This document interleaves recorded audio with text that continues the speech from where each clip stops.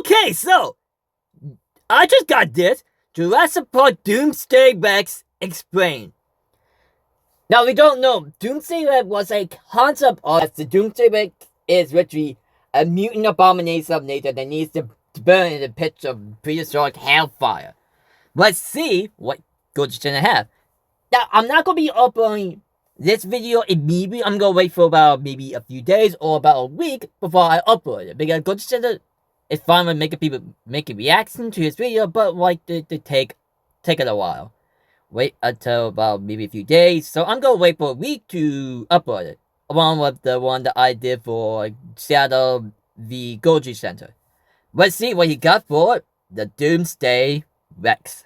It's been 10 years since hybrid dinosaurs have become a staple of the Jurassic franchise. But would you believe that we could have possibly got even more bizarre monsters introduced in this universe much earlier?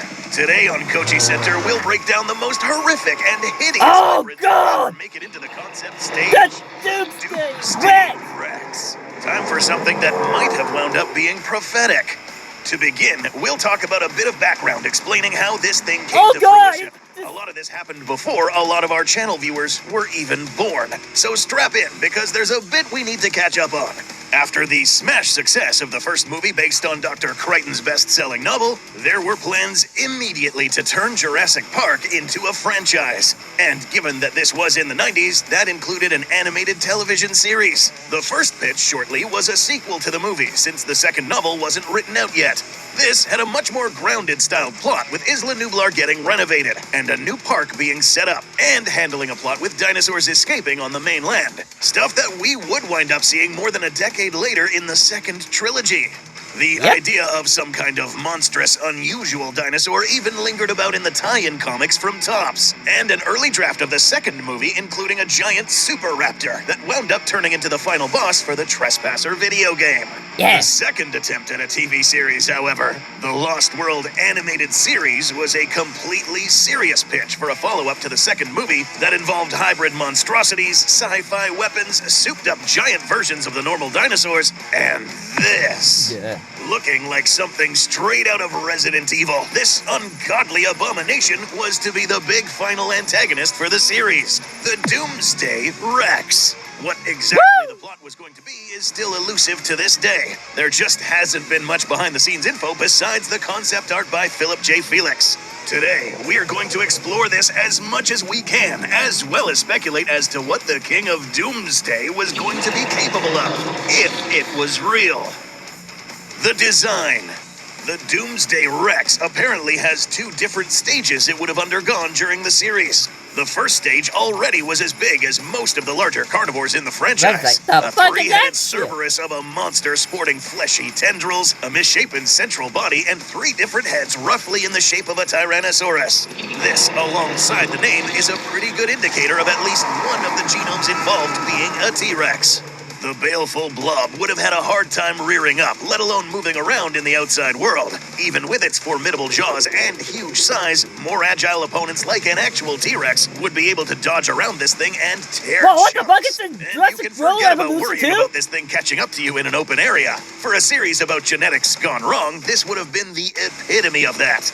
No point in attempting to discuss how this is biologically plausible, since this thing looks like it belongs in Hollow Earth or Skull Island. Its borderline supernatural transformation to its second state would yield a far more formidable and also even more unbelievable creature. Behold, Doomsday, as most would have probably remembered it had this monster made its debut. Down to two heads now, but with a much more organized and recognizable body type as a theropod, essentially being a doubled-up Tyrannosaurus with extra spines, two sets of elongated arms, more grisly features, and we have something that looks like the final boss of a climactic series. What exactly was in the genome of this thing is anyone's guess. The base is obviously still Tyrannosaurus, now recognizable with the two-fingered hands more prominent, but the spines on the top and strange state of the teeth could indicate an unknown hybrid splicing. This could have either given it new sensory abilities, additional weapons, or just an edgy amount of spikes that would make the Dominion Giga look smooth by comparison. However, reaching this size makes us run into a big problem, and one of the big reasons why you would never see this Doomsday participating in the Great Hybrid War. See this right here? If this was an InGen Tyrannosaurus, Doomsday would be somewhere in the ballpark of 15 meters tall at the top of the head.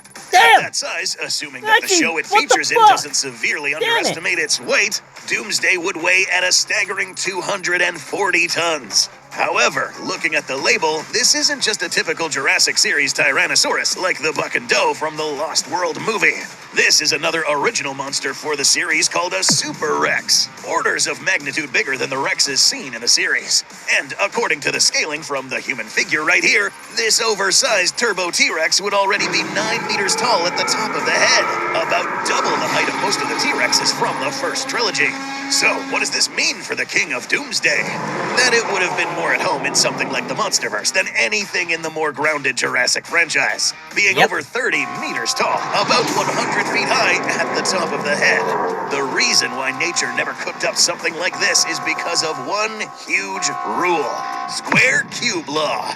For those new to the channel or who might have missed earlier explanations, square cube law basically states that when you double the dimensions of something, you don't increase the mass by 2, you increase it by 8. Say we got a human that was exactly 200 pounds and 6 feet tall. If you doubled their size, you are now doubling how tall they are top to bottom, how thick they are from front to back, and how wide they are side to side. 2 times 2 times 2 is 8. So, our new 12-foot giant doesn't weigh double what they used to at 400 pounds. Instead, they weigh 1,600 pounds. So, back to our Doomsday Rex. Scaling up a Tyrannosaurus to 24 meters tall at the hip and adding some more mass for a second head and extra limbs, and this absolute colossus of a hybrid could have a mass of roughly 1.3 million kilograms. That's right, that's 1,400 tons. Yeah, we weren't kidding when we said this would be something more fit to square up with some smaller kaiju than anything in the Jurassic franchise. Just to exist at that size like this breaks every law of physics when it comes to animal biology. This thing would need bones stronger than steel and muscle tissue with thousands of times the torque than the real thing just to stand up or move. But we aren't going to cut this video short and leave you with your arms crossed wondering how powerful this thing could be, absent physics. So, what if it was real? Yeah! How much power would we be talking about here?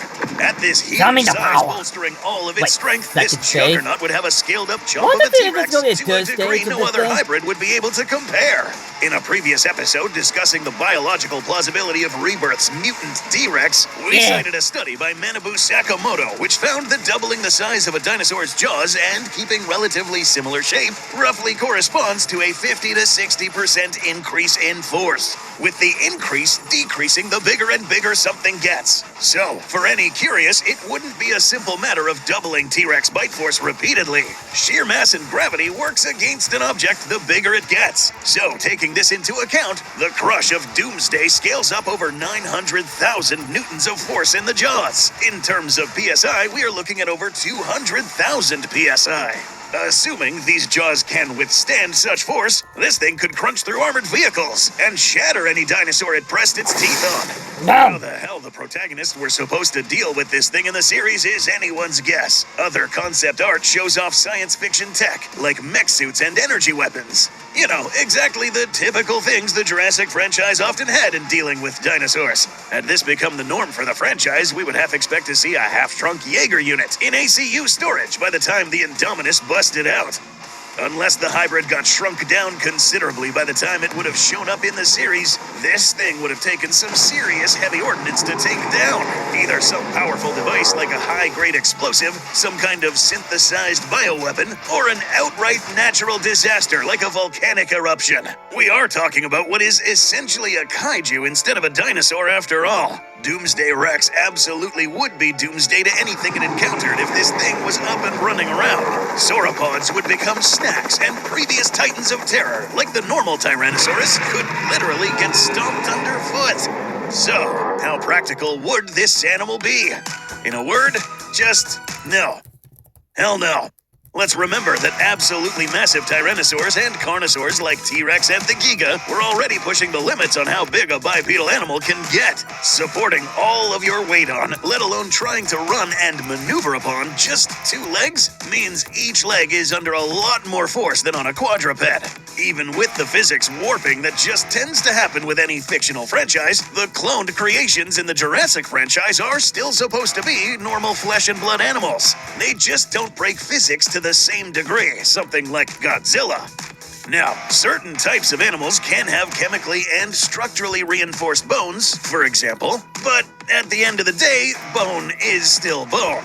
And no amount of leg bone in the shape we see here is ever going to hold up even a fraction of that weight. The largest that something the shape of the Doomsday Rex could get is a bit nebulous, but over 18,000 kilograms or 14 tons is probably close to the limit. And that's with it living in captivity.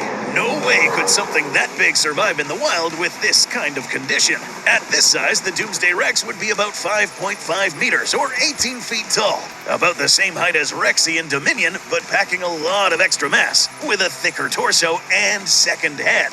Still gigantic compared to most other predators in the franchise, but being even just this size would mean keeping up any amount of agility or speed would be very difficult. Smaller is better here.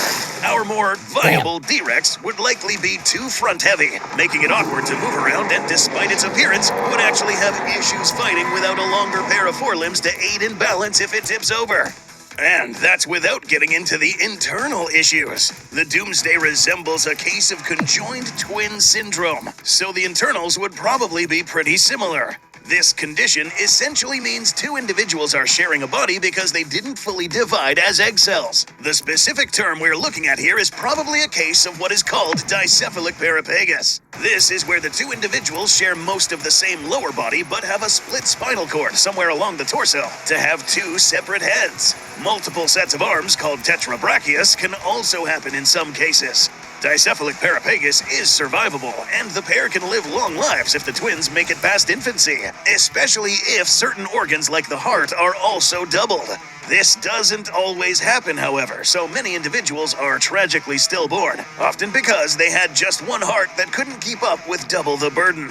And this leads to another problem with this animal bringing its own doom upon itself. If it really did start out as that 3-headed blob, that means some kind of bizarre metamorphosis happened from the first to second stage, meaning one of those heads was either destroyed or, perhaps even more gruesomely, might have been absorbed into the body while it was maturing. Whatever was left of that head and any other organs attached essentially would become a parasite in its own body, sapping nutrients, overtaxing the organs even more, and causing all manner of disruptions.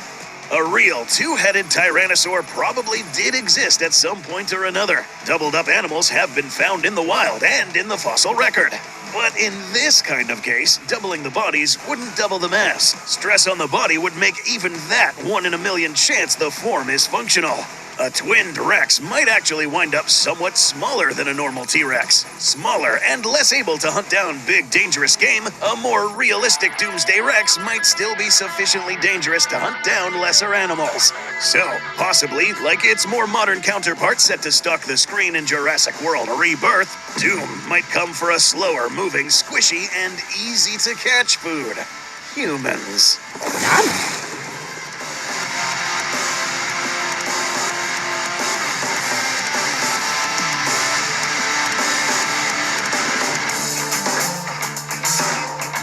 That was the Doomsday Rex analysis by Goji Center. Damn! Damn!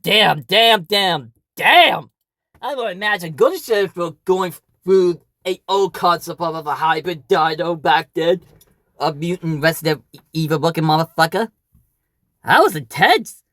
I'm only kind of curious if he would make his own perspective, like his own analysis on what this thing would look like if that were to come to be. Who knows? That could happen. But with that, we need to wait for more things to come for Goji Center. Bye-bye!